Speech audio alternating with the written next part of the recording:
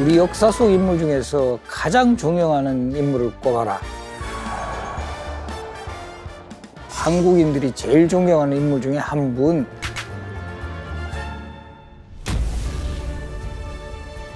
세종하면 꼭 대왕이라고 부를 정도로 그 이름에 걸맞게 백성들도 정말 잘 살피고 또 당시의 조선이 태평성대로 나아가게 했던 정말 많은 업적들을 남긴 그런 왕입니다. 우리가 아는 세종은 한동안은 아버지 태종의 말 한마디에 상당히 신경을 쓸 수밖에 없고 눈치도 계속 봐야 하는 그런 시간이 있었다는 사실은 잘 모르고 있습니다. 교과서 같은 데는 이런 내용은 거의 다루지 않으니까요. 오늘은 바로 조선의 네 번째 왕 세종을 읽어드릴 시간입니다. 안녕하십니까. 건국대학교 사학과 교수 신병주입니다. 특히 우리 조선시대 왕 중에 세종의 신입 시절은 특히 혹독했어요. 왜 그랬을까요? 바로 아버지 태종이 아직까지 살아계셨고 상왕으로 상당한 권력을 행사했어요. 그 과정에서 소원왕후는 집안이 완전히 풍비박산이 나게 되는 이런 시련을 겪게 되었고 세종은 그 상황에서 거의 모른 척 할 수밖에 없는. 왜? 아버지가 그런 조치를 취했기 때문에 가슴도 아프고 이거 뭔가 항변하고 싶었지만 참을 수밖에 없었던. 그런데 예전에 우리 했던 그 드라마 뿌리 깊은 나무 보면 거기에 대한 과인의 답은 지랄하고 자빠졌네.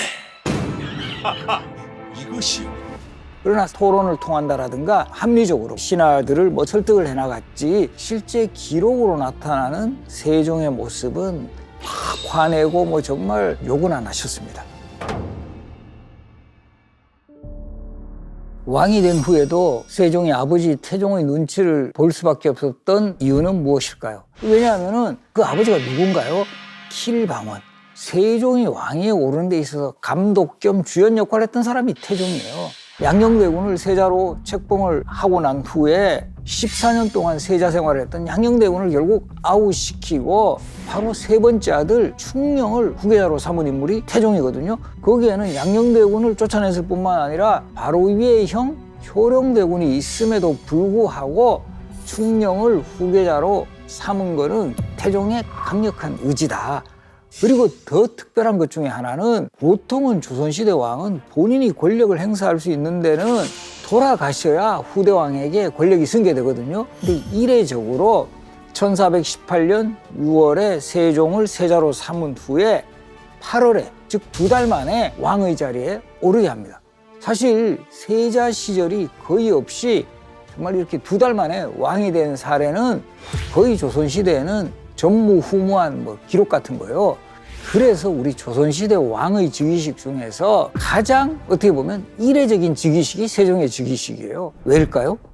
대부분의 조선시대 왕의 즉위식은 선왕이 돌아가신 후에 장례식이 메인 행사예요. 즉위식은 장례식 중간에 잠깐 왕이 이제 상복을 갈아입고 잠깐 즉위식 그 행사를 했다가 다시 상복을 갈아입는. 그러니까 이 즉위식이 경축 행사가 아니에요. 매우 슬픈 행사인데 세종의 즉위식만은 경축적인 행사가 되죠. 왜?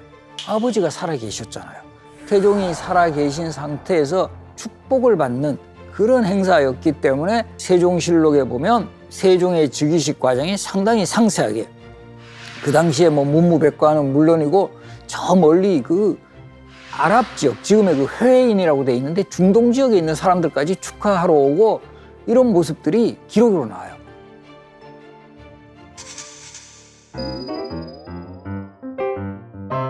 세종에게 왕위를 이렇게 물려주는 또 이유 중에 하나는 본인이 사망하는 경우 당시의 후계 구도 문제가 상당히 꼬일 수도 있다는 거죠. 이미 장자로 세자까지 경험을 했던 양녕대군을 지지하는 세력도 나타날 수 있는 거고 그런 것을 미연에 방지하기 위해서 확실하게 세종시대를 열어주기 위해서는 내가 살아서 후계는 역할을 해야 된다. 결과적으로 스스로 상왕의 자리에 오르는 거죠. 태종이 왕위에 올랐을 때는 정종은 물론이고 태조까지 살아 계시니까 정종은 상왕, 태조는 태상왕 이렇게 됐어요. 근데 이번에 또 세종이 왕이 올랐을 때도 아버지 태종은 물론이고 이때까지도 정종도 살아 계셨어요. 그래서 이때 정종은 뭐라고 호칭을 정했냐 하면 노상왕, 좀 늙으신 상왕 이런 표현을 했는데 문제는 태종이 왕이 올랐을 때의 태조와 정종은 힘이 없었어요. 본인의 의지로 왕위를 물려준 게 아니라 완전히 권력을 태종에게 빼앗긴 상황이어서 어쩔 수 없이 물려준 사례였지만 이번에 태종이 세종에게 왕위를 물려준 사례는 태종의 강력한 의지에 의해서 왕위를 올려줬다는 거죠. 세종이 왕위에 오르기는 했지만 태종이 상당히 권력을 행사하고 있었습니다. 특히 태종은 병권은 내가 가지고 있어야 한다. 세종이 30살이 되기 전까지는 내가 병권을 잡고 있겠다. 이렇게 되는 거예요. 아마도 이 태종의 입장에서는 왕자이란과 같은 이런 경험도 컸고 권력을 행사하는 가장 중요한 하나의 요소가 군사권, 병권을 가지는 것. 내가 상황으로 물러났지만 병권을 장악하면서 권력의 실세가 되겠다. 그래서 세종은 당연히 그 아버지 입장을 따를 수밖에 없었고 군사에 대한 상황이 발생을 하면 상왕께 항상 물어보라. 이렇게 되다 보니까 대신들도 헷갈리는 거예요. 이 상황 이런 것까지 또 상왕에게 보고를 해야 되는 건가? 갈팡질팡하는 이런 상황이 지속되다가 큰 정말 사건이 터집니다. 바로 강상인의 옥사 사건이 이어집니다. 강상인이라는 인물이 병조 참판, 요즘으로 치면 국방부 차관이에요. 근데 강상인이라는 인물은 실세였어요. 실질적인 병권을 가진 관료였는데 이 군사들을 통솔할 때 이렇게 보여주는 그 상하패, 오매패 이런 것을 만들었는 게 결국 태종에게 보고가 되지 않은 상황에서 태종이 자신에게 보고는 안 하는데 내가 이거 배 갖고 있으면 뭐 하겠느냐. 세종에게 전하라. 세종은 또 이걸 받고 상당히 아버지 신기가 불편하다는 걸 느꼈죠. 다시 상왕에게 전해라. 이러니까 이제 강상인은 또 감잡죠. 내가 이거 큰 잘못을 했구나. 그러면서 결과적으로 이 강상인을 문초를 하게 되고 강상인은 투옥된 후에 결국은 함길, 또 지금의 함경도에 관노, 관청에 노비로 보내버려요. 이거는 뭐 평민도 아니고 천민 신분으로 전락해가지고 정말 국방부 차관했던 사람이 완전히 그 최하층의 신분으로 저 함길도는 예나 지금이나 그때도 정말 가기 싫어하는데요. 그곳으로 이제 보내버렸죠. 그리고 이 사건은 세종이 즉위한 지 15일 만에 일어난 일로서 어떤 측면에서 보면 태종과 세종의 뭐 힘겨루기, 물론 세종이 일방적인 패배였지만 이 상황이 이제 전개가 됩니다. 근데 이게 문제가 강상인의 옥사로 그치는 게 아니었다라는 게 아주 또 중요한 포인트입니다. 소위 말하는 그 킬방원의 또 본능이 다시 한번 꿈틀거립니다. 바로 타겟이 누구였느냐 하면 세종의 장인이었던 시몬입니다. 시몬. 시몬은 그 아버지 심덕부가 태조 이성계와 위화도 해군을 같이 한 후에 개국 후에는 좌의정까지 지내고 소위 요즘 표현으로 하면 집안이 상당히 빵빵해요. 그러다가 40대 초에 이조판서를 거쳐 세종이 왕이 되면서 승승장구를 해요. 좌의정, 우의정 보통은 거치거든요. 뛰어넘어가지고 영의정까지 지내게 되고, 그러니까 얼마나 이 권세가 뭐 셌겠어요.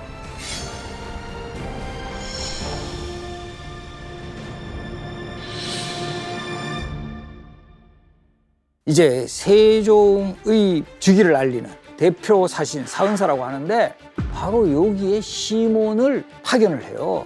그런데 여기에 어떤 그 정말 상황이 발생하냐면 명나라 사신으로 가는 그 환송을 하는 그 전별련 자리에 엄청나게 많은 사람이 모여들었다라는 거예요.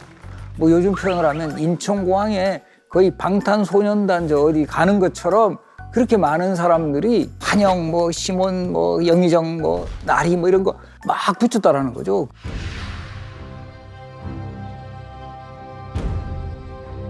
도성안이 텅 빌 정도다. 다 갔다라는 거죠, 거기에. 이 소식을 들은 태종이 상당히 기분 나빠합니다. 자기 사이 왕 됐다고 저렇게 사람들 끌어모아 매우 불편했다는 거예요. 그리고 이 태종은 이미 그런 본능이 있는 사람이에요. 외척 집안이 설쳐서는 안 된다. 이미 왕으로 있을 때 원경하고 민씨의 그 동생들, 처남들 다 제거했잖아요. 이 외척이 설치면 안 된다. 이런 속에서 태종이 딱 시몬을 제거하는 방법으로 생각한 인물이 바로 강상인이었어요. 태종도 이 강상인이라는 인물이 시몬하고 상당히 그 연결고리가 있다는 것을 파악하고 바로 이 강상인 옥사 사건이 다시 재소환되는 거예요. 그때 압슬령이라 그래가지고 이 무릎을 이렇게 탁 지어 누르는 정말 심한 고문을 한 거죠. 그러다 보니까 결국 강상인의 입에서 태종이 원하던 말이 튀어나옵니다. 나라의 명령은 한 곳에서 나와야 한다고 생각해서 그랬습니다. 태종을 정말 뒷방 늙은이처럼 그냥 취급을 하는 그런 무서운 발언이 그러면서 덧붙입니다. 영의정인 시몬도 군사는 마땅히 한 곳에서 명령이 나와야 한다고 하니까 옳다고 했습니다. 태종의 입장에서는 시몬이 실질적으로는 기획자다 이런 판단을 내리게 되었고 내가 예전부터 주상이 30살이 될 때까지 군사 일은 내가 챙길 것이다 라고 했는데 어떤 측면에서 보면 나의 영린을 건드린 거다 이렇게 된 거죠. 아마 요즘은 이 고문에 관한 자백은 이거 효력이 없는 걸로 알고 있는데 그때는 아주 강한 효력까지 있었어요.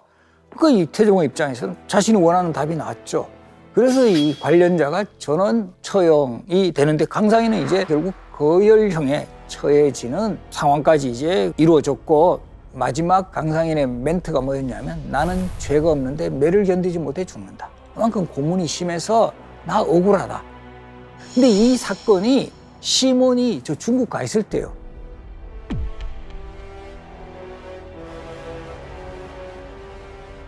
하루 사이에 또 2차례 곤장 맞고 3차례 압슬령을 당한 상황에서도 처음에는 버텼어요. 고문을 이겨나갔는데 결국은 이 수사 책임자의 한 명이었던 유정현이라는 인물이 오늘 국문하는 형세를 보면 너 상황 파악 아직도 안 됐냐? 끝내 승복하지 않고 배겨나겠냐? 이런 말을 했다 그래요. 이게 형세 보면 수사의 정말 지휘는 태종이 하고 있다. 그거를 이제 파악한 시몬은 승복을 합니다. 바로 그 다음날 사약이 내려집니다. 이 정말 뭐 일사천리로 일처리를 하죠. 시몬이 실질적으로 좀 야심 있는 인물이긴 했어요. 양녕대군이 아직 세자인 시절에 주변에서 충녕대군이 너무 똑똑하다. 그러니까 이러면 견제받을 수 있다. 그래서 좀 요즘으로 치면 좀 나서지 마라라고 했지만 시몬은 이걸 무시합니다. 우리 사이도 충분히 왕이 될 가능성도 있다. 그러다 보니까 그런 것들을 읽은 태종. 안 그래도 외척에 대해서는 상당한 그 알레르기 반응을 보였던 태종의 입장에서는 이 시몬이란 인물의 싹부터 확 잘라내야 된다. 이렇게 됐다. 결과적으로 이 표적 수사다라고 볼 수 있고 시몬은 사약을 받았고 시몬의 부인은 관노비로 보내져요. 뿐만 아니라 이 시몬의 딸 소원왕후의 자매들 역시 노비가 됩니다. 이렇게 처갓집이 풍비박산 났지만 세종은 이때까지도 거의 뭐 진짜 아무 말도 할 수 없었던 고수아비 왕처럼 반기를 들지 못했어요.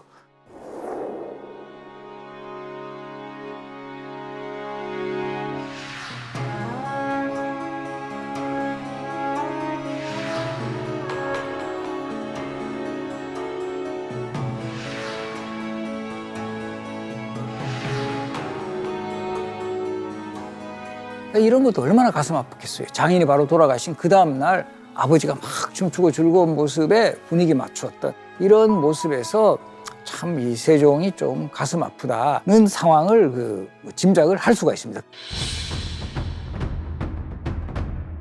또 이제 이 태종이 시몬에게 겨누었던 칼끝이 이번에는 어디에 들어가느냐 하면 바로 왜구를 겨냥을 합니다. 당시 요 세종 초반까지도 왜구들이 우리 조선 땅을 침략을 해요. 특히 충청도 비인현의 왜구들이 민간인 또 학살하고 이렇게 된 거예요.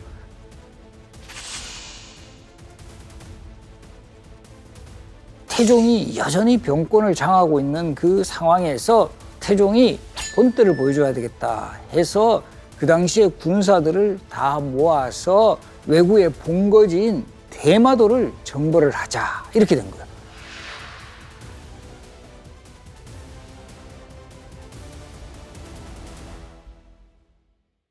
이 대마도에 가서 그 왜구의 어떤 소굴을 다 이제 좀 불살러 버리고 포로로 잡힌 조선인과 그 중국인도 구출해 나가고, 대마도 정벌은 조선 역사에서 정말 드물었던 해외 원정이고 그만큼 조선 초기에 어떤 그 무가 강조되던 시대 분위기가 보여집니다. 그런데 이 대마도 정벌이 일단은 성공했는데 어떻게 보면 반쪽의 승리예요. 처음에는 어느 정도 성공한 것처럼 보였지만 후반부에는 조선군도 타격을 받았는데 왜구들이 그 산속으로 숨으니까, 그러다 보니까 이 병력이 정말 뭐 우왕좌왕하고 이러다가 오히려 도망간 왜구를 공격하다가 많은 피해자가 또 생겨나는 이렇게 되었고요. 결과적으로 태종의 입장에서는 대마도 정벌을 추진을 했고, 이것이 패배한 전쟁이다 하기에는 본인의 이미지도 상당히 약하니까 대마도 정벌에 나섰던 사람들한테 상당한 포상을 통해서 승리한 전쟁으로 이렇게 뭐 포장을 했다 할까요? 대마도 정벌에서 보면 세종보다도 훨씬 태종이 적극적이었고, 우리가 흔히 세종 때의 업적으로 기억하고 있지만 실질적으로는 정권을 장악하고 있었던 태종의 강력한 의지로 추진했던 정벌이었습니다. 태종은 되게 사냥을 좋아했던 사람이에요. 사냥도 하고 또 별장도 여러 군데 짓고 그곳을 이제 옮겨 다니면서 말년을 보냈는데, 후반부의 태종은 그 상황으로 제의한 기간은 정확하게 4년이에요. 그 4년 정도 보내다가 1422년에 사망함으로써 어떻게 보면 태종의 사망 이후에 세종은 이제 완전히 아버지의 그늘에서 벗어나 정말 성군으로서 확실하게 자신의 위치를 잡아가는 그런 시간들을 보내게 됩니다. 너무 강한 아버지에게 눌린 아들이었지만 아버지의 또 강력한 추진력이라든가 이런 것들도 배워나가고, 또 거기에 더해서 세종 자신이 가지고 있는 뛰어난 그런 뭐 학문적 자질이라든가 품성, 그리고 이 시대의 상황을 정확하게 포착하는 그런 안목들이 더해지면서 우리가 알고 있는 본격적인 세종 시대는 아버지의 승하 후에 전개해 나간다, 이렇게 이해하실 수 있습니다. 안녕하십니까. 건국대학교 사학과 신병주 교수입니다. 세종이 말년에 인간종합병원 수준으로 뭐 여기저기 아팠던 것 많은 분들 최근에 알고 계시는데요. 두통, 종기, 토갈증, 방광염 등등 어느 한 곳 빠지지 않고 질병을 앓고 다니셨던 또 왕이 세종이셨어요. 우리 세종대학 만원짜리 지폐 보시면 표준형 얼굴이신데 실제 기록에 보면 비중한 체형이다라고 이야기하면서 아버지 태종이 좀 운동 좀 해야 된다, 이렇게 하는 내용까지 나와요. 그래서 어떤 분들은 세종이 보기 좋아하셔서 그렇다 말씀하시는 분들도 있고요. 또 아무래도 여러 업적을 쌓는 과정에서 운동은 부족하고 과로, 그런데 사실 세종은 즉위 직후부터 아플 만한 그런 요소들이 충분히 있었습니다. 그래서 오늘 조선왕 읽어드립니다에서는 세종의 이런 질병과 관련해서 아플 수밖에 없었던 이유와 그런 과정 속에서도 많은 업적을 결국 쌓아나갔던 세종의 분투기랄까요? 이런 내용들을 중심으로 이야기를 들려드리겠습니다.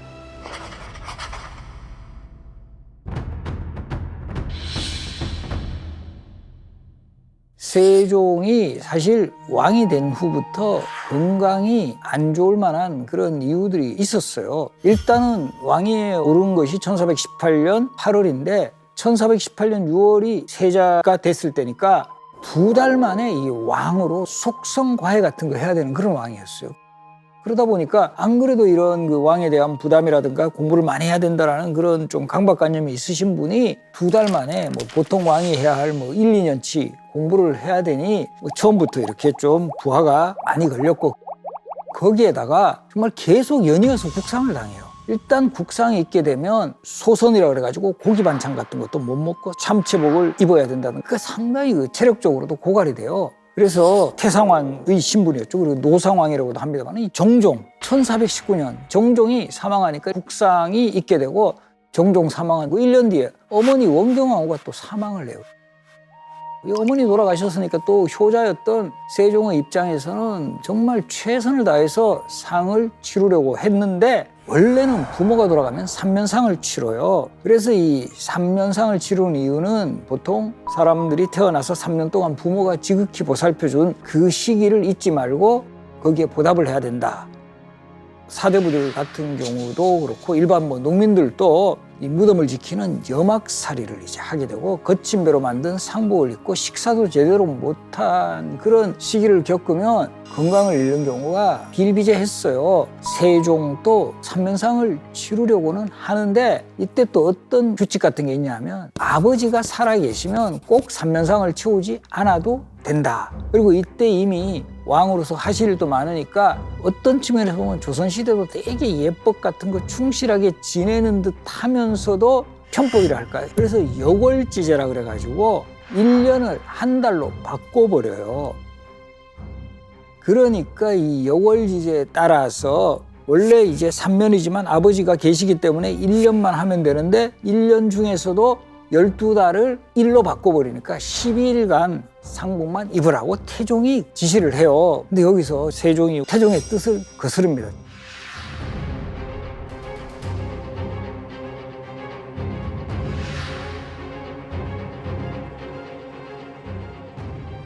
세종이 아버지 태종에게 거의 공식적으로 반항한 최초의 사례였습니다. 이 원경왕후가 또 사망한 후에 또 2년 후에 이번에 아버지 태종이 돌아가시네요. 56세의 나이로 사망을 하는데 근데 이때도 정말 짠한 부분이 있어요. 그러니까 원래 우리가 국상당하면 고기 못 먹잖아요. 태종이 유언을 하면서 예외적으로 그 세종에게는 좀 고기를 꼭 챙겨주라. 고기를 안 먹고 받는 그런 정말 스트레스라든가 이런 것보다는 차라리 먹게 하는 게 좋다라고 이태종이 판단을 했던 거고요. 1419년 정종, 1420년 원경왕후, 1422년 태종까지 이것도 정말 연이어서 국상 치르는 거 쉽지 않잖아요. 그래서 세종은 처음부터 자신의 건강을 잘 챙기기는 힘든 상황이었고 그리고 뚱뚱하신 체형에 운동은 부족하고 그래서 이 세종이 그나마 좀 좋아하는 스포츠라 한다면 기록에 보면 사정전 앞마당에 구멍을 뚫어가지고 공을 가지고 탁 치는 격구라고 합니다. 격구. 기마격구라 해가지고 말을 타고 다니면서 집어넣는데 세종은 또 말 타는 것도 별로 안 좋아하셔가지고 게이트볼처럼 이렇게 그 구멍 집어넣고 그 정도 운동은 하셨지만 야외 활동 거의 즐기시지 않았다.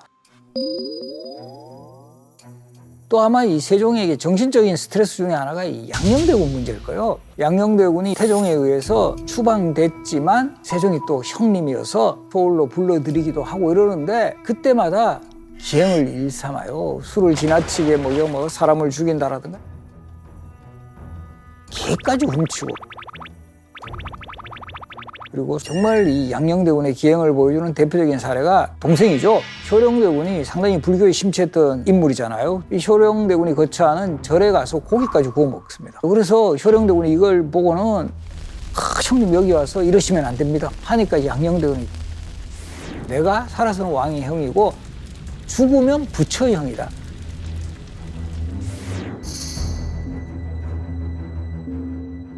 이 양녕대군 문제로 세종이 상당히 좀 스트레스를 받는 이런 장면들도 여러 기록에 등장을 합니다.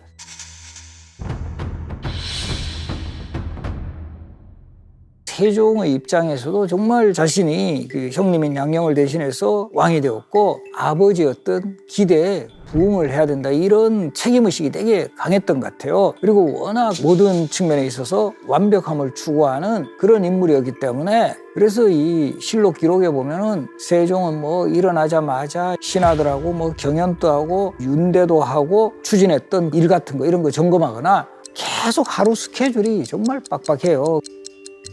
우리 지금도 과로하고 스트레스가 만병의 근원으로 꼽히는데 어떻게 보면 세종께서 건강하지 못한 것은 필연적이었다. 그리고 이제 본인도 정말 열심히 했지만 이 신하들까지 어떻게 보면 함께 혼자 하기는 조금 부담되는 우리 같이 좀 힘들자 이렇게 해서 만들었던 것이 사실 집현전이에요. 현명한 사람을 모으는 전당. 사실 고려시대부터 있었고 조선시대에도 간판 처음 단 거는 정종 때였어요. 정종이 업적 한양에서 개경으로 천도했다는 거. 요 업적 제가 소개한 적도 있는데 또 하나 좀 업적 꼽으라면 집현전 간판 걸었다. 그래서 이 집현전 간판을 걸었지만 실질적으로 운영이 거의 되지 않았고 제대로 활용한 것은 바로 세종이 즉위한 직후인 1420년에 집현전이 본격적으로 가동이 됩니다. 그래서 이 인재 양성기관으로 설치했던 곳이 집현전이었고, 이 세종시대의 특징 중에 하나가 분야별 전문가들이 그렇게 많다라는 거예요. 그러니까 이 훌륭한 리더는 본인도 정말 뛰어나야 되지만 주변에 있는 사람들을 키워나가야 돼요. 그래서 과학 분야에서는 우리 아마 장영실, 이천 이런 인물들을 떠올릴 수 있고, 음악하면 박연, 그리고 이제 세종시대를 대표하는 영원한 영의정, 황희정승, 영의정만 19년 했어요. 그리고 허조, 맹사성 같은 사람은 거의 황희하고 맞먹을 수 있는 세종시대를 대표하는 정승이었고, 이런 정승들이 여러 명 배출될 정도로 세종이라는 왕이 인재 발탁을 잘했다라는 거죠. 그래서 이 집현전 같은 경우는 사실은 존속한 기간은 36년 정도밖에 되지 않아요. 왜냐하면 세조시대 때 폐지가 되는데 그 이유는 성산문, 박팽년 다 이 집현전 학자들이에요. 그러니까 이 세조 입장에서 보면 불온 세력의 온상이다 해서 세조 때 폐지되면서 주로 세종, 문종, 단종 때 이 집현전을 거쳐간 학자들이 대략 한 96명 정도가 되는데 전원이 문과급제자. 조선시대 과거 시험은 속과와 문과, 문과는 또 대과라고 불리는데 속과에 두 가지 트랙이 있다. 생원과와 진사과. 생원은 주로 유교 경전을 시험 보고 진사과는 문장 또는 논술을 보는데, 속과에 합격하면 성균관에 입학할 수 있는 자격이 부여되고, 바로 이 성균관에서 문과, 즉 대과 시험을 준비해서 합격을 하면 관리로 진출을 합니다. 그래서 10년 문과 같은 경우는 3년에 33명 뽑아요. 그러니까 1년에 11명 뽑으니까 정말 지금의 어느 시험보다도 정말 합격하기가 힘든 관문이에요. 근데 우리가 조선시대 이런 과거 시험을 조금 우습게 보는 경향이 있게 된 거는 춘향전의 주인공 이몽룡이 너무 쉽게 장원급제. 그렇지 않아요? 이거 이몽룡 같이 춘향이하고 연애하고 공부 별로 안 한 이런 인물이 과거에 급제하는 것도 이것도 정말 어려운 상황인데, 장원급제는 정말 그야말로 이건 소설적 설정이다. 그렇게 공부해갖고는 절대 급제 못한다. 그래서 집현전은 천재적인 학자들을 모아가지고 연구활동에만 전념하게 하고 또 이 세종이 파격적으로 지원을 해요. 그래서 이 집현전에서 이 세종시대를 대표하는 책들이 완성이 되고, 또 염전법이라든가 주택개량사업이라든가 이런 각종 정책 과제가 이 집현전의 연구를 바탕으로 정책화되었다라는 것도 알아두시면 좋겠습니다. 그리고 이 집현전에서 이 부분은 상당히 지금 또 논란이 좀 있는데요. 바로 이 세종시대의 대표적인 업적인 훈민정음 창제. 그래서 이 집현전에서 공식적으로 했다라는 기록이 없이 1443년 12월 실록 기록에 딱 한 줄로 나옵니다.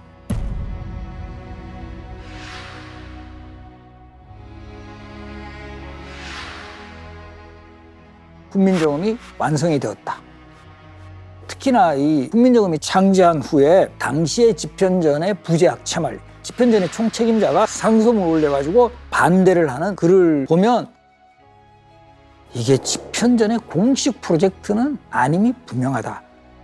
그러나 이 집현전에 근무했던 성산문이라든가 박팽년, 정인지, 신숙주, 가장 세종의 그야말로 오른팔들이고 이런 인물들이 모를 리가 없다. 그래서 이 훈민정음 창제하는 과정에서는 명나라와의 관계도 상당히 좀 부담스럽고, 이래서 세종이 그야말로 공식적인 프로젝트가 아니라 비공식적으로, 그러다 보니까 이 훈민정음 창제에는 수양대군이라든가 안평대군, 또 우리 공주라든가 이런 세종의 신임을 받는 왕실 인물들도 다양하게 참여했다. 그리고 이제 훈민정음이 창제된 게 1443년 12월. 그리고 이 3년여의 준비기간, 이게 정말 적용이 잘 될까?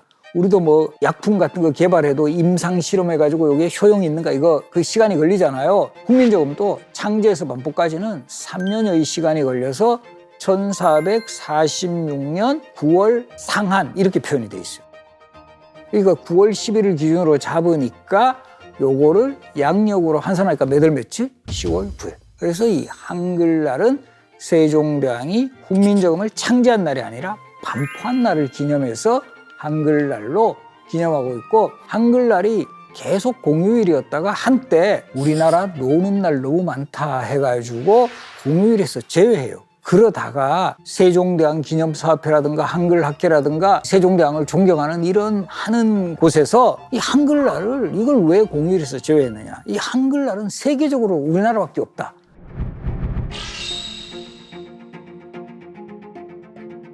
사실 독립기념일, 광복절은 다른 나라에도 있을 수 있어요. 그죠? 한글날은 정말 세계적으로도 유일하죠. 이게 강력하게 어필이 돼가지고 다시 공휴일로 재지정됐습니다. 그래서 아마 우리 세종대왕은 집회에 있을 때도 든든하고 또 우리에게 노는 날을 또 많이 만들어주신 그런 인물이다.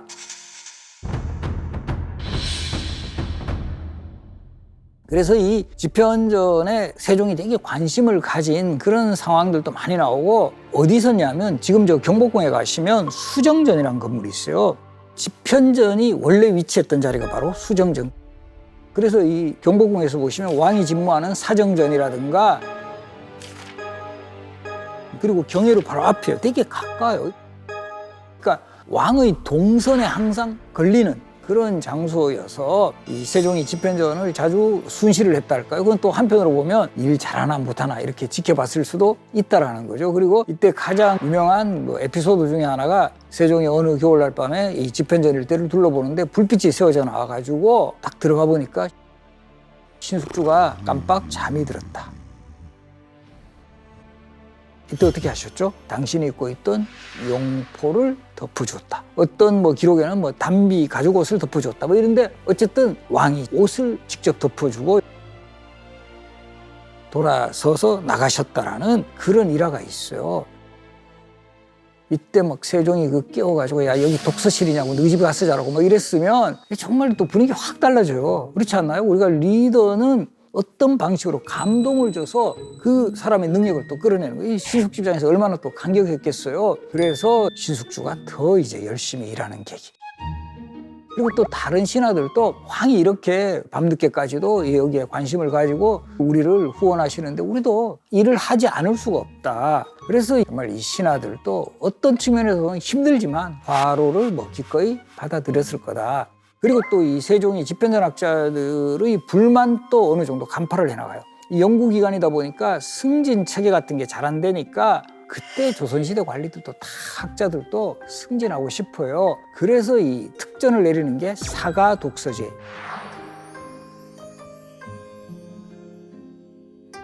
임금이 하사하는 휴가라는 뜻이고, 여기서 사자는 하사할 사자입니다. 그런데 놀랍게도 사약의 사자도 하사할 사자예요. 오, 사약 마시면 다 죽으니까 당연히 죽을 사자 아닌가? 하사할 사자입니다. 왕이 하사하는 약이기 때문에 한때는 뭐 정말 왕의 총애를 받았지만 정치적인 이유로 어쩔 수 없이 처형을 할 수밖에 없을 때, 어떻게 보면 사약이 좀 신체도 훼손이 되지 않죠. 깨끗한 거예요. 그래서 뭐 사약을 받아라 그러면 아 내가 그래도 좀 급이 있었구나 이렇게 생각하고 사약을 받는 게 좀 속은 편했을 거다. 그리고 이 집현전의 여러 연구 과제를 통해 가지고 정말 세종시대에 그 국가체제를 정비하는 여러 가지 그 성과물이 나타나요. 그리고 이 당시에 그 유교의 기본 교재인 대학대전이라든가 역사책인 자치통감, 강목 등의 인쇄를 해가지고 학자들한테 그걸 읽고 공부하라고 했고, 이걸 또 항상 직접 토론하면서 뭐 요즘 표현을 하면 테스트를 하기 때문에 이 신하들도 참 공부를 하지 않을 수 없는 그런 상황이었다. 실제 세종시대 정말 우리 뭐 흔히 뭐 태평성대 정말 아름답게 기억되는 시기인데, 어떤 측면에서 뭐 일을 너무 잘했어. 일을 너무 많이 해서 또 자신도 괴롭고, 신하들이랄까요? 그 밑에 있는 사람들 입장에서는 정말 또 세종시대가 그렇게 쉽지는 않았을 거다. 결과적으로 이제 세종은 자신의 건강보다는 국가적 사업에 그야말로 매진을 했다.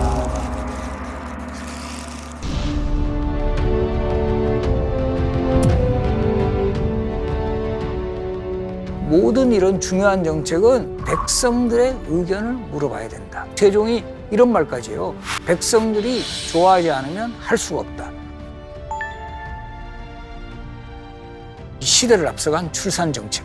임신한 여성들에게 휴가를 부여해라. 감옥에 갇힌 죄수들의 복지까지 생각해가 여름에는 이들에게 얼음도 좀 주라. 겨울에는 좀 볏짚 같은 거 깔아줘라. 그리고 이 세종은 이미 590여 년 전에 실시했다.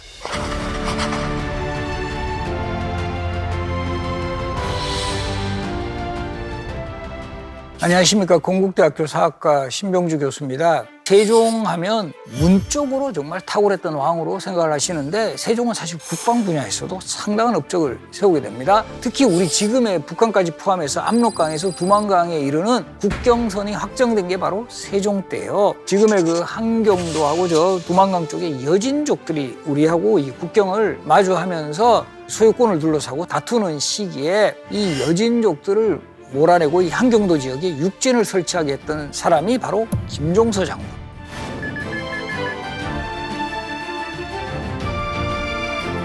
그래서 이때 우리 보면 김종서 장군은 이 여진족 정보를 하면서 상당히 이미지가 세서 이제 백두산 호랑이, 대호라는 이미지로 불렸지만 사실 김종서는 문신 출신이고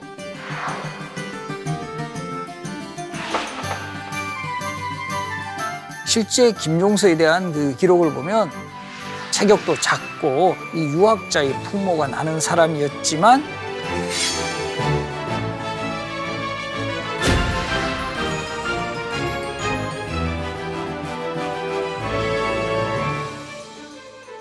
세종은 저 육진 개척하는 데 있어서는 무장으로서만 하는 게 아니라 그곳을 또 관리할 수 있는 능력까지 갖춘 그런 사람을 파견을 했기 때문에 김종서가 육진 개척의 선봉이었고 우리 최윤덕 장군은 전형적인 무장 출신입니다. 무과 출신으로 정승에까지 오른 인물이 바로 최윤덕 장군이었어요.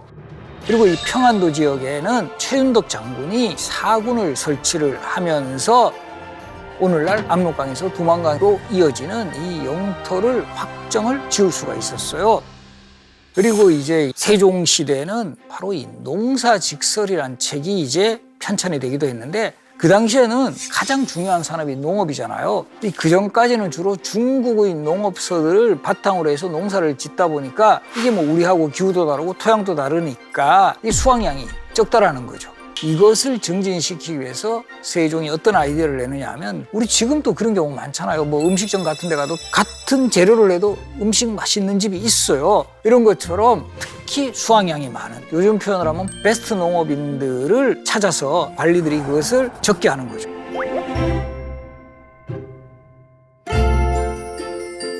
이런 것들을 종합을 해가지고 완성한 책이 농사직설. 그리고 여기서도 그치지 않고 직접 경복궁원에 논을 만들어서 직접 농사를 지어보는 거예요. 친경이라고 합니다. 친경. 왕이 친히 농사를 짓는다 해서 그렇게 해서 거기에서 뭐 여러 가지 발견되는 오류 같은 거를 수정해가 최종적으로 완성한 책이 바로 농사직설인데요. 그래서 드라마 그 우리 뿌리 깊은 나무 아마 보신 분들 기억하실 건데 바로 이런 기록에 착안을 해가지고 그 당시에 세종으로 나왔던 이 한석규 씨가 직접 농사를 짓는 그런 장면들이 드라마로도 나갔는데 어찌 전학해서 직접 똥찌개까지 지시옵니까? 내 매번 인분이 밭작물을 얼마나 더 많이 자라게 하는지 알아오라 한 지가 도대체 언제냐? 에? 연구 중이옵니다. 에라 이래 이 비란막을.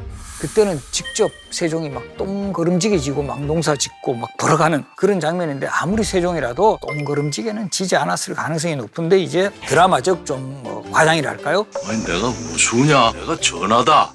그리고 이 농업하고 관련이 가장 또 깊은 게 천문관측이에요. 그래서 그 전까지는 주로 중국이라든가 아라비아 쪽 달력이라든가 천문관측 기구를 가지고 뭘 측정을 하다 보니까 오류가 자꾸 많은 거예요. 그래서 우리가 지금 일식월식 있죠. 일식이 있는 날 그 당시에 뭐 재앙을 없앤다 해가지고 그 행사 같은 거를 해요. 그런데 이게 이제 시간이 안 맞아가지고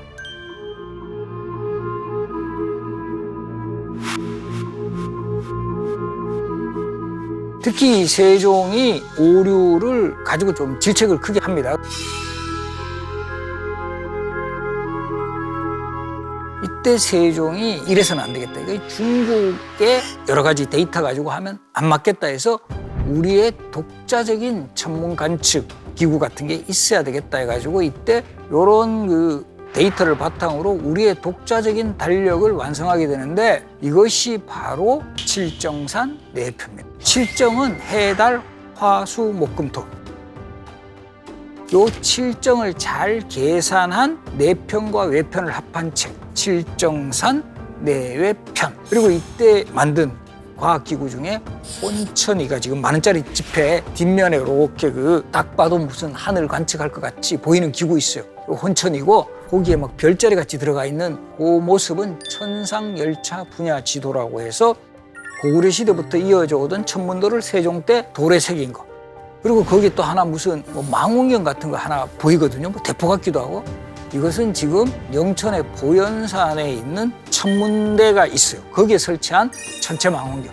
세종시대의 과학정신을 계승하겠다라는 의지를 담아서 표현이 되어 있습니다. 그리고 이제 이 세종 때는 해시계의 제작에도 상당히 신경을 써요. 그 해시계가 이제 대량 보급되는 거죠. 그 당시에는 해의 그림자를 이용한 그런 시계 제작이 제일 일단은 용이했어요. 그래서 우리가 이것도 잘 기억하세요. 지금 아마 해시계 보신 분들 계실 건데 앙부일구라고 하죠. 해시계를. 일구가 해그림자예요. 앙부는 모양을 가리켜. 우러를 앙, 솥부. 그래서 솥이 위로 향한다. 앙부일구. 현주일구는 현은 매달현, 기둥주, 기둥에 매달아 놓은 해시계. 천평일구 하늘의 평평한 해시계. 정남일구 남쪽을 향한 해시계. 이렇게 다양한 해시계가 만들어졌지만 해시계의 결정적인 약점은 해가 없으면 작동을 못 하잖아요. 실내도 안 되고 밤에도 안 되고 그래서 해가 없이도 작동할 수 있는 전천후 시계를 만들어야 되겠다라고 해서 발탁한 인물이 그 유명한 장영실입니다. 그리고 이 장영실은 신분적으로도 어머니가 부산 동래현의 관기, 조선시대 관기들은 천민 신분이에요. 아버지는 원나라 소주 항주 출신이다 이렇게 기록에 나오는데 요즘으로 치면 다문화 가정의 인물이다 이렇게도 볼 수 있었고 신분이 쳐낸 이후로 세종이 장영실에게 관직을 부여하고자 할 때 상당히 반대가 심했어요. 그런데 이 세종이 그런 신분에 구애받지 않고 능력을 최우선으로 해서 장영실에게 전폭적인 신뢰를 보이고 요즘으로 치면 개인 연구소까지 차려주면서 그렇게 해서 탄생한 게 자경루. 물이 스스로 치는 시계 이런 뜻이에요. 자경루가 발명이 되면서 전천으로 시간을 알리게 됐고 그래서 자경루는 조선시대 표준 시계로 활용이 됩니다.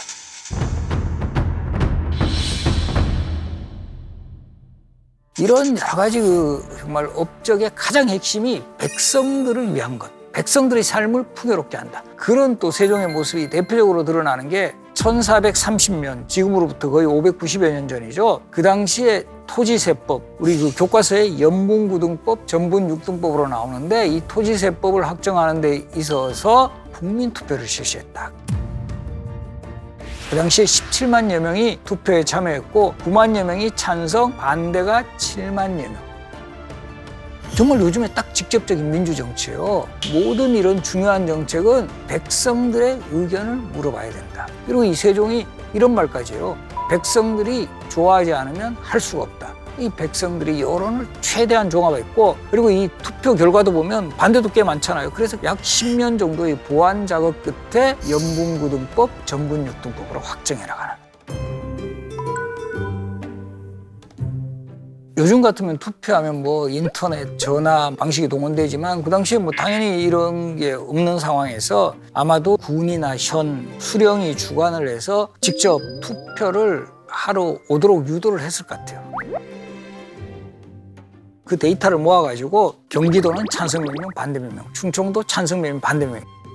실록에 그런 기록까지 다 나오거든요. 그래서 이런 부분을 보면 이미 590여 년 전에 그 민주정치, 국민투표를 실시했다는 거 이것도 보면 세계 선거사에서도 돋보이는 그런 업적이 아닐까 생각을 합니다. 그리고 이 세종이 당시 관청에서 일하는 여성들, 관비라고 해요. 이 조선시대 같은 경우는 사대부 여성들은 보통 일을 하지 않아요. 그러니까 일을 하는 여성들은 신분적으로는 천민입니다. 관비라고 해요. 우리가 노비라고 하잖아요. 남자 종을 노, 여자 종을 비, 합성어입니다. 그래서 노비라고 하는데 관청에서 일하는 여성들이 임신한 상태에서도 일하는 모습을 아마 현장을 살펴보면서 보신 것 같아요. 그래서 이제 임신한 여성들에게 휴가를 부여해라. 그래서 100일간의 휴가를 부여했고 남편에게도 육아휴직 30일. 그야말로 이 시대를 앞서간 출산정책.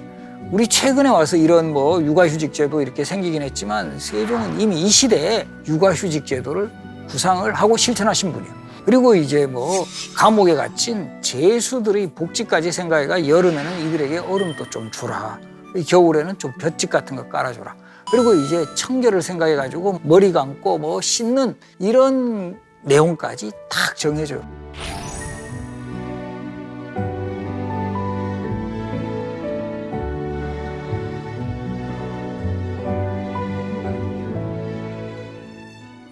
이러니까 병이 안 걸릴 수는 없어요. 너무 모든 것을 다 챙기고 다 신경을 쓰시다 보니까 그러니까 결과적으로 이런 세종이 자신의 건강은 제대로 돌보지 못했고 그래서 이 실록에 보면 세종이 아팠다는 기록이 거의 50여 건 정도 등장을 합니다. 그래서 제가 몇 건 인용을 하면 1425년에는 중국 사신이 세종의 얼굴을 보고 얼굴이 파리하고 검게 변해서 병환이 심한 것을 알았다.